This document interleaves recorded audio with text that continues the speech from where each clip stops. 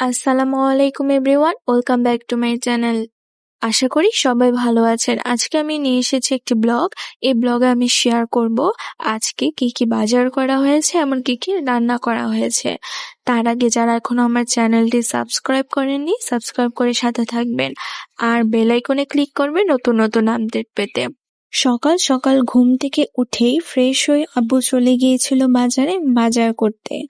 আমাদের এখানে গরু ছাগলের বিশাল বড় একটা হাট হয়েছে, যার কারণে 9টা থেকে 10টার পর বাজারে গেলে রাস্তায় প্রচন্ড রকমের ভিড় হবে, যার কারণে সকাল সকাল উঠেই বাজারটা সেরে ফেলেছে। এখানে 4.5 কেজির মতো গরুর মাংস রয়েছে।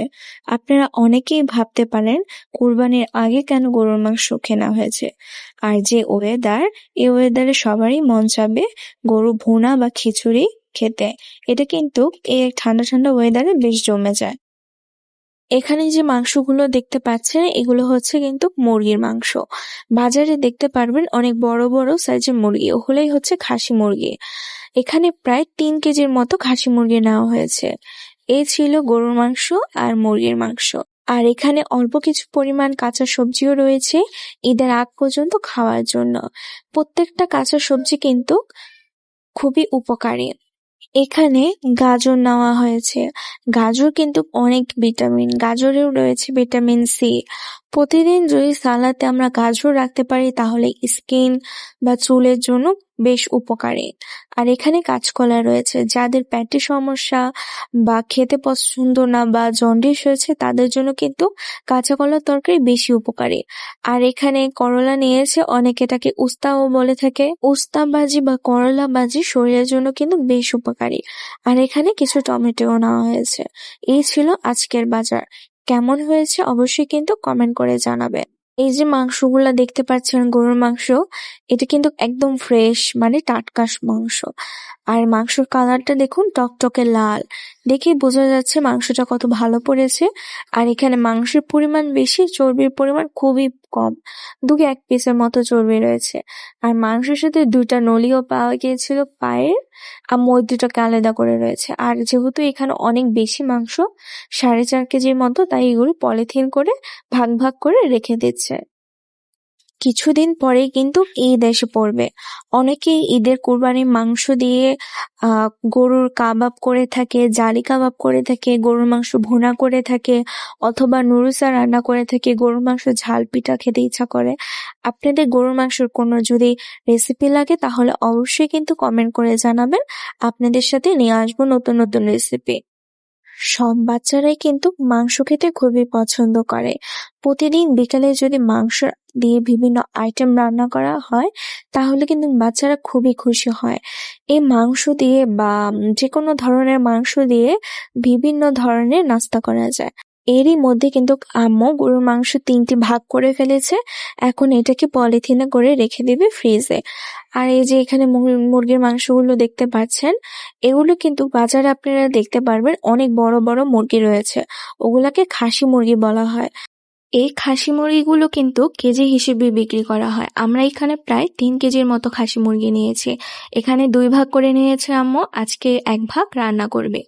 এই খাসি মুরগি কিন্তু খেতে খুব মজা। আর এই খাসি মুরগিগুলি যদি বেশি বেশি ঝাল দিয়ে রান্না করা হয় তাহলে কিন্তু খেতে একদম খাসির মতো। আর এই মুরগিগুলো কিন্তু একদম ফ্রেশ। চলুন রান্নায় চলে যাই। এখন আমরা করলা ভাজি করব, এই জন্য একটি পাত্রে পর্যাপ্ত পরিমাণ তেল দিয়ে এতে পেঁয়াজ কুচি দিব। আর এই পেঁয়াজ কুচিটাকে ভালোভাবে নেড়ে কিছুক্ষণ ভেজে নেব। এভাবে ভেজে নেওয়ার কারণে করলা খেতে কিন্তু বেশ মজা লাগে। এবার ভাজা হয়ে গেলে এতে কেটে রাখা আলু কুচি দিয়ে দিব। আলুগুলো গলতে একটু টাইম লাগে, তাই আলুগুলো আগে দিয়ে 5 মিনিটের মতো মিডিয়াম টু লো হিটে রান্না করে নেব। 5 মিনিট পর এতে স্বাদমতো লবণ, সামান্য হলুদ গুঁড়ো দিয়ে আবারও বেশ ভালোভাবে মিক্স করে নিয়ে আরো 5 মিনিটের মতো রান্না করে নেব।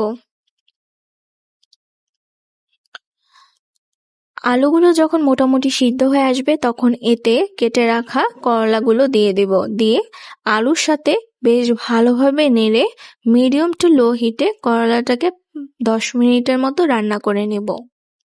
10 মিনিট পর করলাটাকে আবার উল্টে পাল্টে নেড়ে নিব। অবশ্যই খেয়াল রাখতে হবে যাতে করে নিচে লেগে না যায়।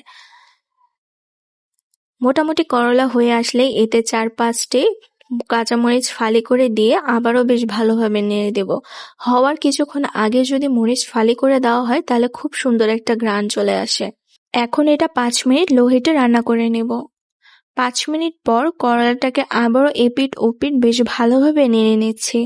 অবশ্যই খেয়াল রাখবেন করলা কিন্তু বেশি নাড়তে নেই, তাহলে কিন্তু করলা তিতো হয়ে যায়, খেতে খুব একটা ভালো লাগে না। এখন তুলে নিব। দেখতেই পাচ্ছেন করলাটার কালারটা কত দারুণ এসেছে এবং খেতেও কিন্তু বেশ ভালো হয়েছে। এদিকে মুরগি কিন্তু ধোয়া হয়ে গেছে, এখন এটা রান্নায় বসিয়ে দেব। এখন একটি পাত্রে পর্যাপ্ত পরিমাণ তেল দিয়ে দেব। এখন এতে তেজপাতা, দারচিনি, এলাচ দিয়ে কিছুক্ষণ নেড়ে ভেজে নেব। এখন এতে 1 কাপ পেঁয়াজ কুচি দিয়ে বেশ ভালোভাবে নেড়ে ভেজে নেব যতক্ষণ পর্যন্ত না পেঁয়াজ, দারচিনি ও তেজপাতা থেকে খুব সুন্দর একটা ঘ্রাণ উঠে আসবে। এখন এতে একটি টমেটো কুচি ও স্বাদ মতো লবণ দিয়ে টমেটো আর পেঁয়াজটাকে বেশ ভালোভাবে ভেজে নেব। লবণ দেওয়ার কারণে টমেটো কিন্তু খুব তাড়াতাড়ি নেতিয়ে যাবে। টমেটো আর পেঁয়াজ ভাজা হয়ে গেলে এখানে এতে 1 চা চামচ আদা বাটা, 1 চা চামচ রসুন বাটা, 1 চা চামচ ধনে গুঁড়ো, 1 চা চামচ জিরে গুঁড়ো, 1 চা চামচ হলুদ গুঁড়ো আর এখানে 2 চা চামচ মরিচ গুঁড়ো দিয়েছি।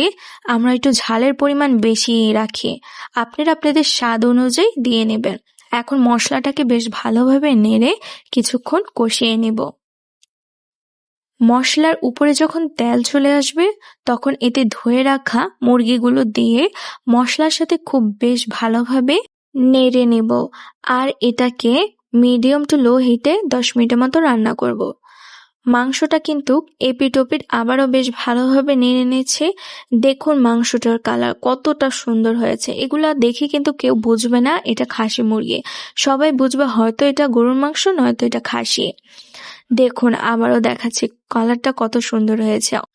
অনেকে কিন্তু কষানো অবস্থায় মাংস খেতে খুব পছন্দ করে। কে কে কষানো অবস্থায় মাংস খেতে পছন্দ করেন অবশ্যই কিন্তু কমেন্ট করে জানাবেন। এখন এতে পর্যাপ্ত পরিমাণ পানি দিয়ে দেব। খাসি মুরগিতে কিন্তু পানির পরিমাণ একটু বেশি প্রয়োজন হয়, কারণ এটা গলতে একটু টাইম লাগে। এখন এটা বেশ ভালোভাবে নেড়ে বলক ওঠা পর্যন্ত অপেক্ষা করব।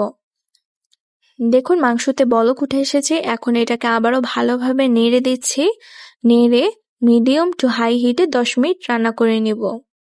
10 মিনিট পর ঝোল অনেকটা শুকিয়ে এসেছে, এটাকে এখন আবারও বেশ ভালোভাবে নেড়ে আরও 10 মিনিটের মতো রান্না করে নেব। মাংসটা কিন্তু বেশ ভালোভাবে হয়ে এসেছে, এখন এটা কিন্তু তুলে নিব। অনেকে ইচ্ছে করলে এতে কিন্তু 1 চা চামচ গরম মশলা দিয়ে নেড়ে তুলে নিতে পারবেন, এতে ফ্লেভার আরো বেশি ভালো আসবে।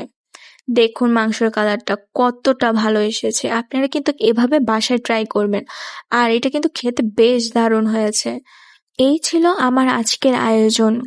খাসি মুরগি ভুনা, ডাল, করলা ভাজি, পটল ভাজি, কাঁঠালের বিচি দিয়ে শুটকি ভুনা রেসিপি। আজকের এই রেসিপিগুলো আপনাদের কাছে কেমন লেগেছে অবশ্যই কিন্তু কমেন্ট করে জানাবেন আর লাইক, শেয়ার, সাবস্ক্রাইব করতে কিন্তু ভুলবেন না। সম্পূর্ণ ভিডিওটি দেখার জন্য সবাইকে অনেক ধন্যবাদ। আল্লাহ হাফেজ।